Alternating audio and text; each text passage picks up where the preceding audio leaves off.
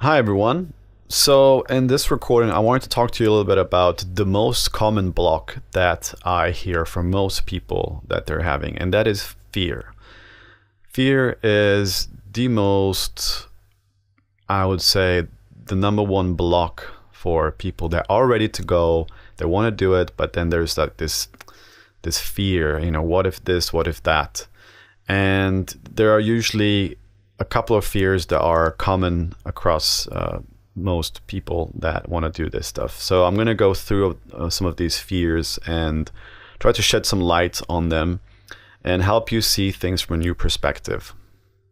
Number one, what if I won't be able to return back to my body? Where is this person that never came back to their body that has spread this false rumor? This is one of those fears that many beginners have because they don't understand how this stuff really works.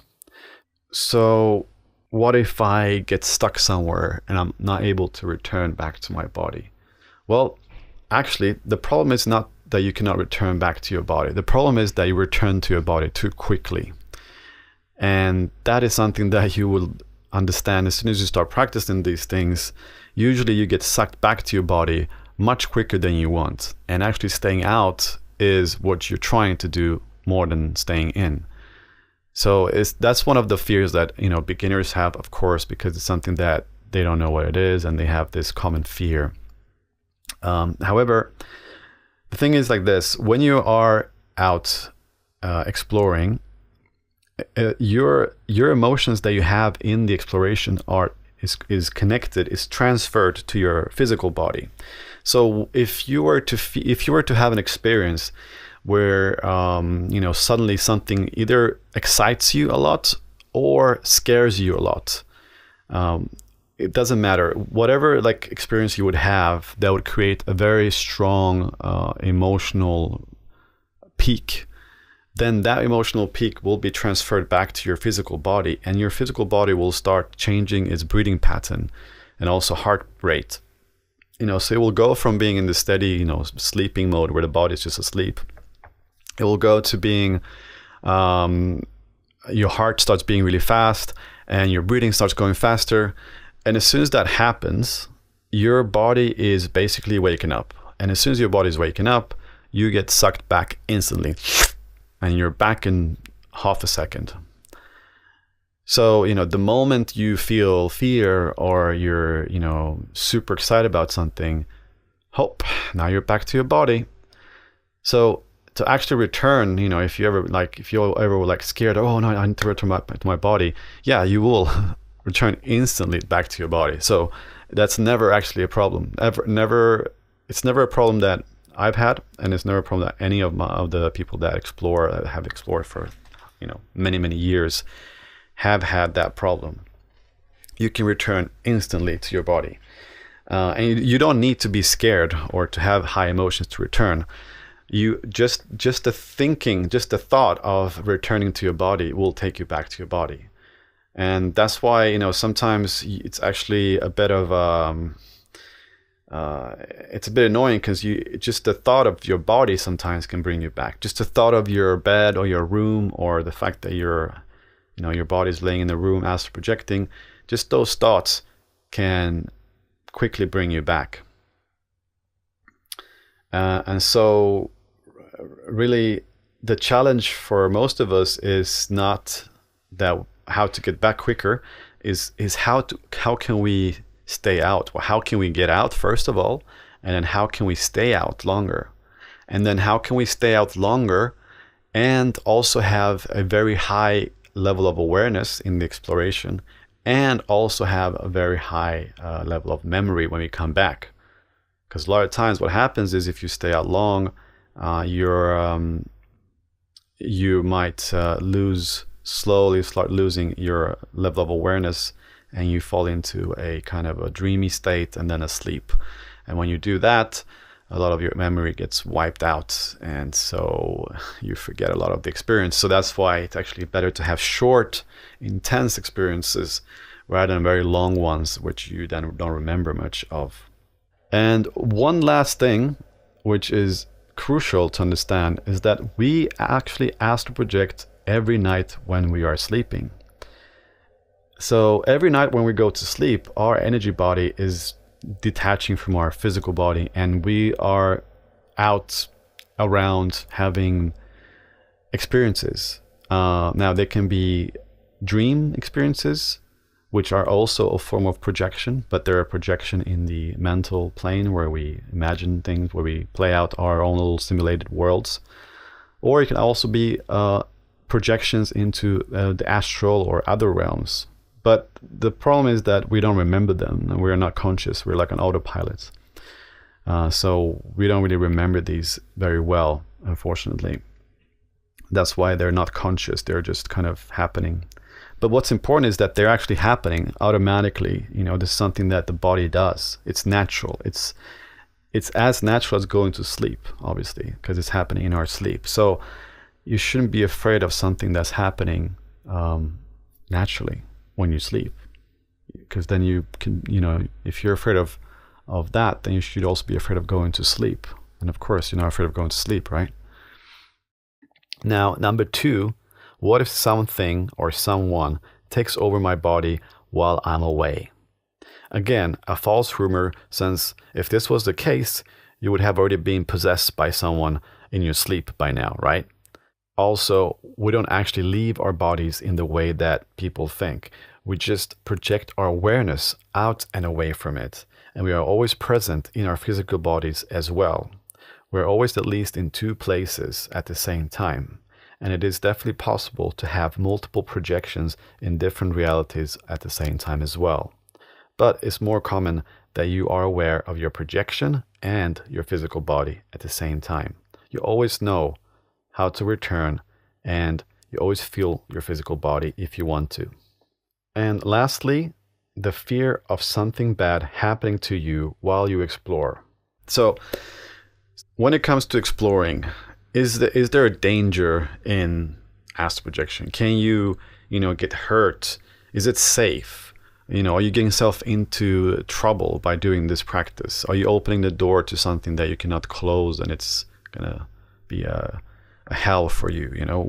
Because this is the kind of thoughts that people hold, and I don't blame them. There's a lot of crappy, misinformative information online from different sources that will tell you that there are demons there, and there are all kinds of scary things that will attack you and all of that stuff. So this needs to be addressed properly so that people know what they're going to get themselves into. Now, first of all, you cannot get hurt when you're out of body.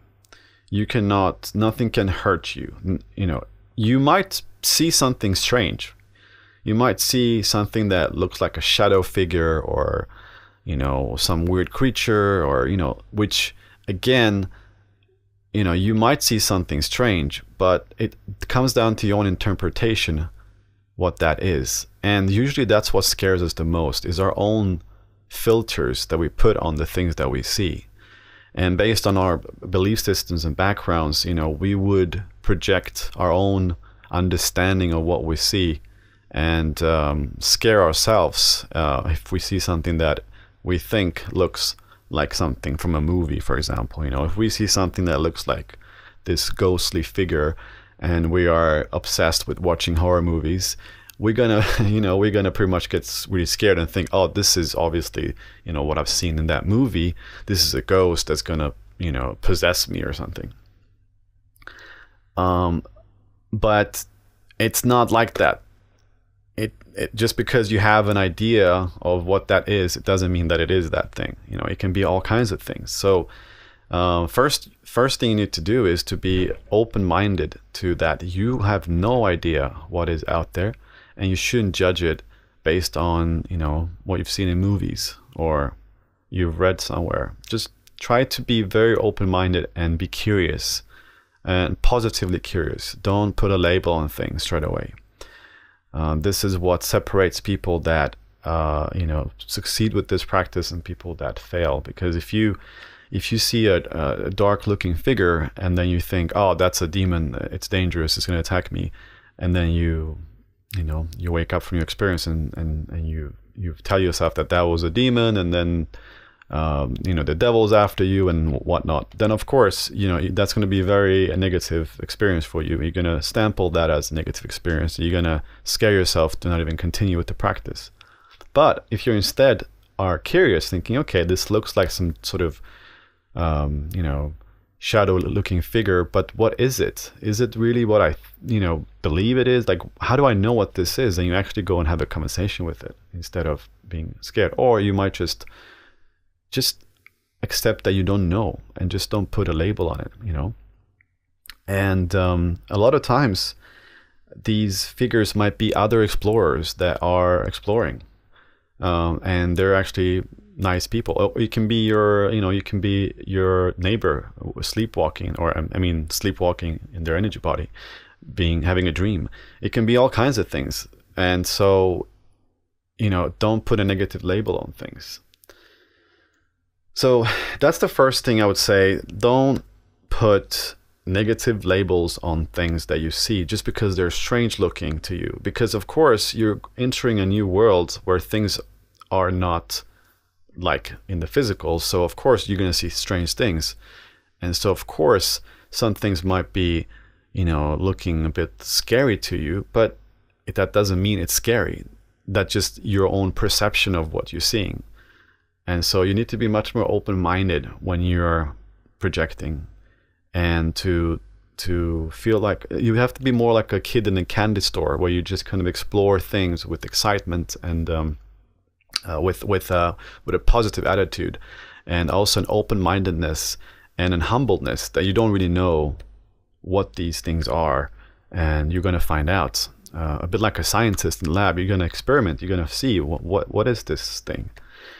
And so the other point is, like I said before, that nothing can really hurt you. So, if you were to encounter a person that is very intense, or you find scary or something, they cannot hurt you. Like, you cannot get hurt. Nothing can happen to you. So because of that, you can say that astral projection is actually much more safe than physical life. And that's something that not many people think about. Physical life, we're born in this physical body, and we are pretty fragile. We're in this meat body, right?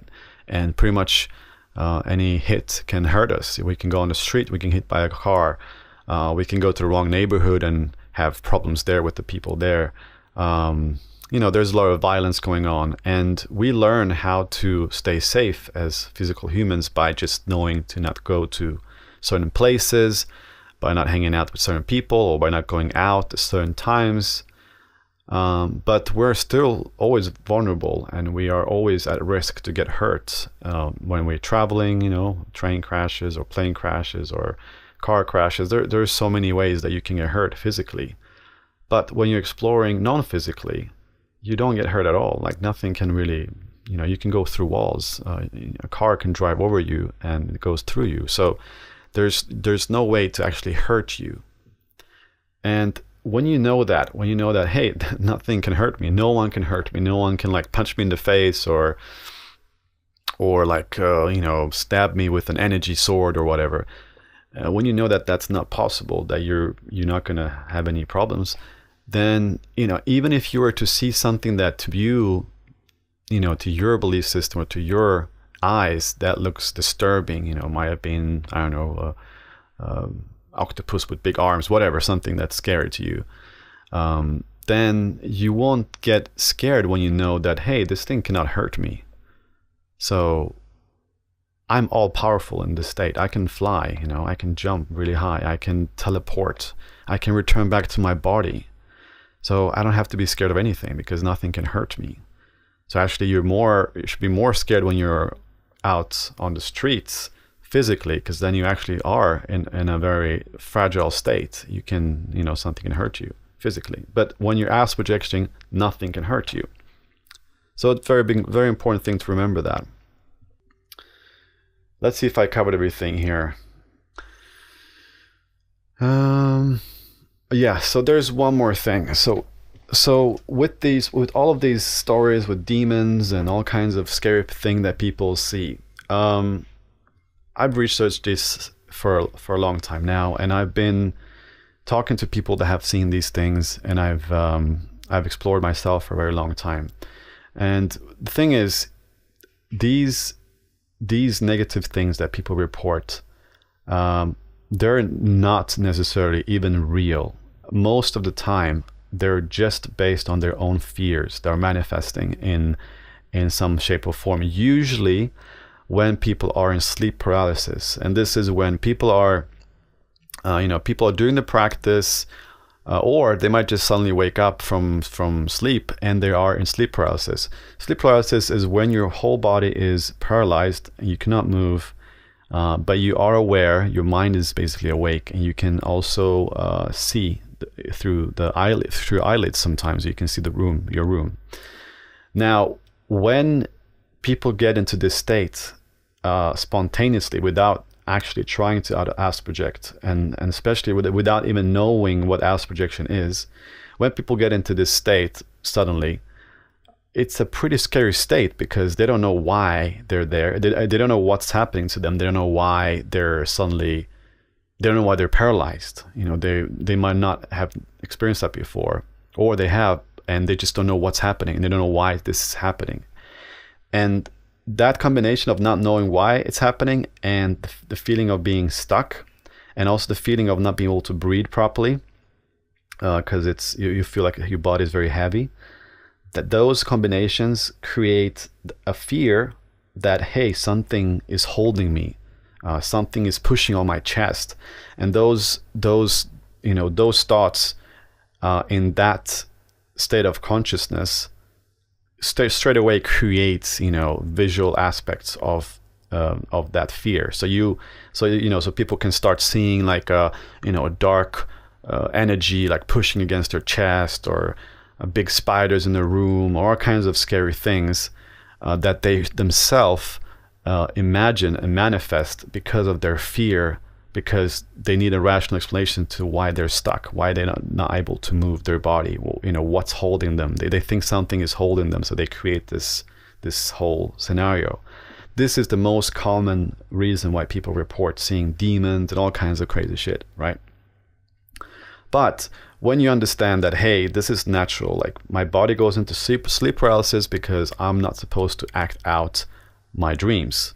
That's why it's in sleep paralysis. This is normal, this is natural, and if I just wait a little bit more, or if I just wiggle my toes, or if I break my breathing pattern to breathe a little bit differently, I will wake up from this paralysis instantly.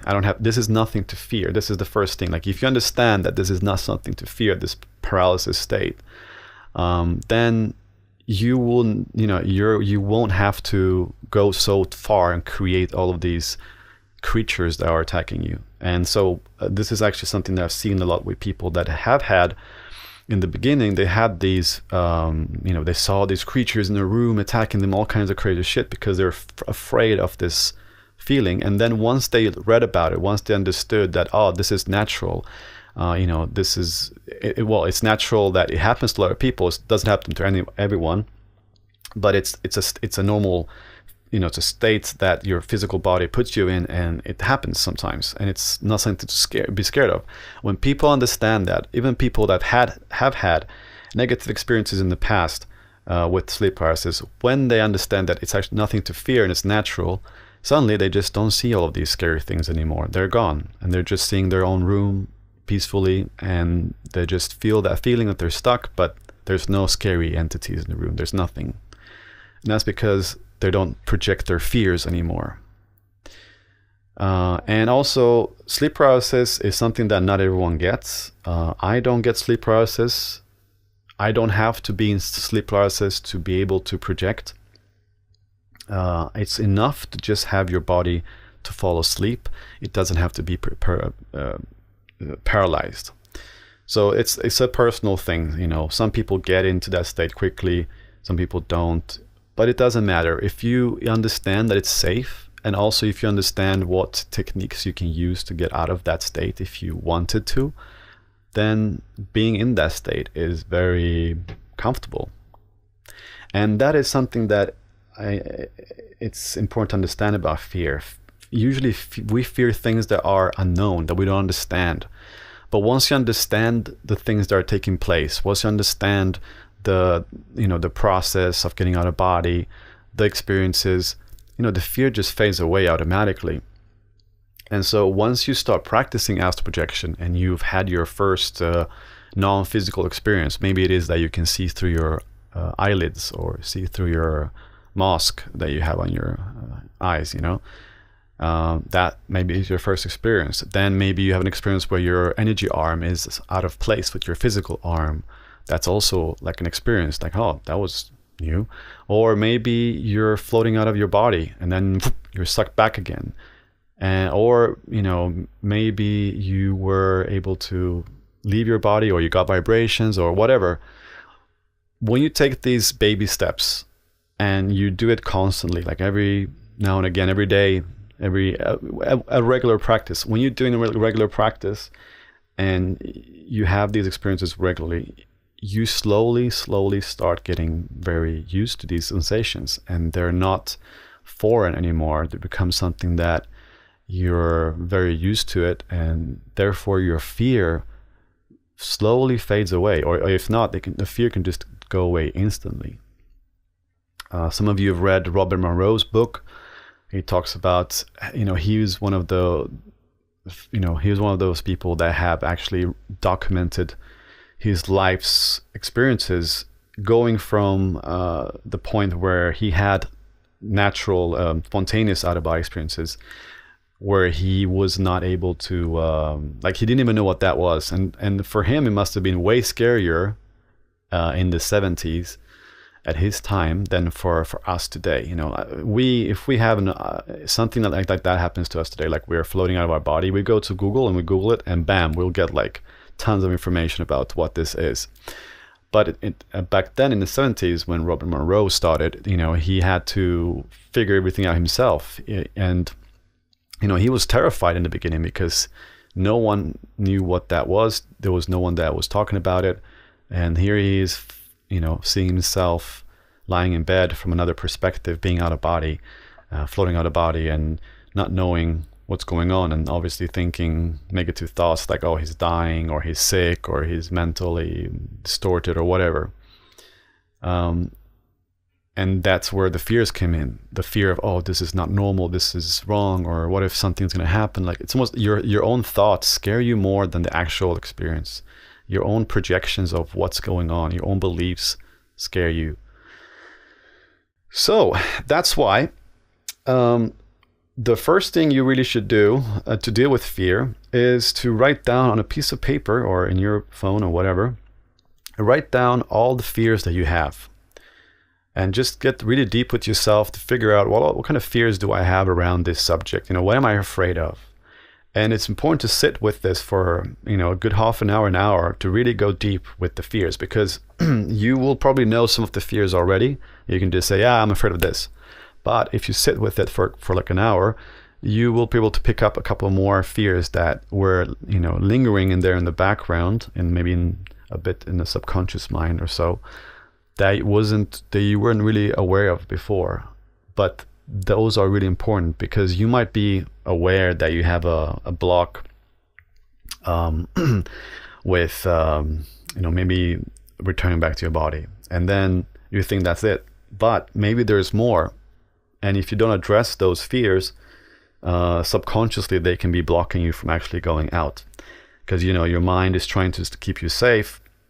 Is trying to make sure that you survive and thrive in the best way possible. So if you have some subconscious blocks there that or some thoughts, some negative thoughts about astral projection, or some fears, then those will pretty much hold you back from actually getting out, or to stay out longer, or to really succeed, because they're trying to keep you safe. They're there for a good reason, but you need to be in control of your emotions. You need to be the master of your own self. So it's important that you write these down. You write down all the fears you have, all the negative belief systems that you have on somewhere that you can see them.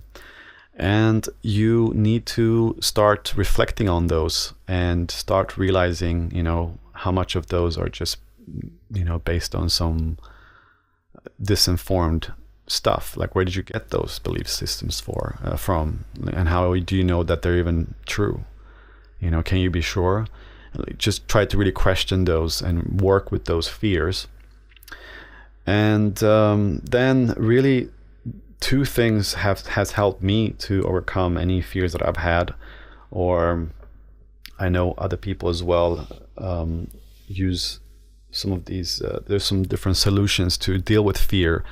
Of course, you can go to do hypnosis and different things like that. But the simplest thing you can do is, number one, you need to just get more informed of these, what to expect when you're exploring. Being familiar with what can happen, being familiar with the astral, being familiar with these different states will make you less fearful, because then you know what to expect, and then it's different, it's fine. So what I recommend is to stay away from all of these negative inspired videos on YouTube that talks about all kinds of fear, scary stuff. It's just completely stay away from those negative stuff, because they don't help you at all. And also people that write them are just very scared, and they like to make it sound even more scary and warn other people, and they think they're doing people a service by doing that. So just stay away from that stuff. That's not going to help you. And instead, just read some of these big explorers books, like Robin Monroe's books, or Jürgen Zait's. Just read. Go online, find some books that have good ratings, or ask in the groups what books to read. I also have a list of books, if you're interested, that I can recommend to you. And just start reading.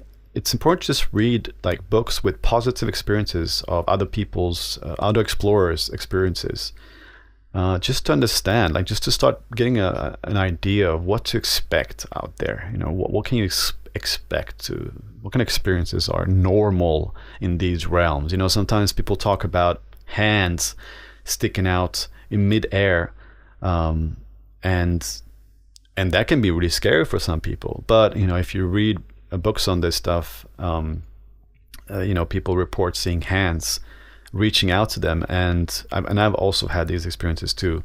Suddenly there's a hand reaching out to you, and it's like an invitation.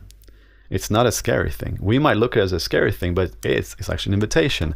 And you're supposed to grab the hand, and the hand will pull you and take you somewhere where you're supposed to go and teach you something. And usually that's like typical way for our guides to interact with us. And it's important to get familiar with these, with this environment, with these concepts that there can be a hand that can just reach out to you, and that's a positive thing. It's quite symbolic too, a hand, a hand reaching out to you. So that's number one, like just read up on it. So get familiar with it, inform yourself, similar to how you would do when you go, if you go on vacation somewhere, you want to read up on the location you're going to go to know what to expect. And when you do, you feel much more comfortable going there, because you've read about it, where the hotel is, where the hospital is, or whatever. You know what to expect, and that makes you feel comfortable. It's not unknown anymore. So that's number one. And number two, really, it is you can still read as much books as you want, but really you will never really get rid of your fear or your emotions fully until you just start practicing it. So just by just doing it, just take the steps and actually start doing the practice, and learn how to get out of the body and start having these sensations and get familiar with these states. And then you realize, that wasn't so scary. First time you get the vibrations, sometimes people get quite surprised, because they can be extremely strong. Now vibrations are something that comes to you when you do this practice. You suddenly feel this overwhelming vibrational feeling all over your body. You feel like electricity somehow. And this is one of the key moments that you want to get to be able to then exit the body to start exploring. And when this first happens to people, it can be scary, especially if you don't know it's going to happen. And again, if you know it's going to happen, if you read about it, if you have understood what it is, then that's not scary anymore. That's like, oh yeah, this is the vibration. And actually it turns into like excitement. Like, oh, this is vibrations. Oh my God, I'm so close. And then of course, if you're too excited, that usually destroys the vibrations. So then you fail. So so you need to keep yourself calm when you get vibrations. But it's just important to understand that, it's something that you need to, it's a process of something that you need to investigate and get comfortable with. And the more you understand it, the more you are getting comfortable with it, and the more you see that, hey, this is fine.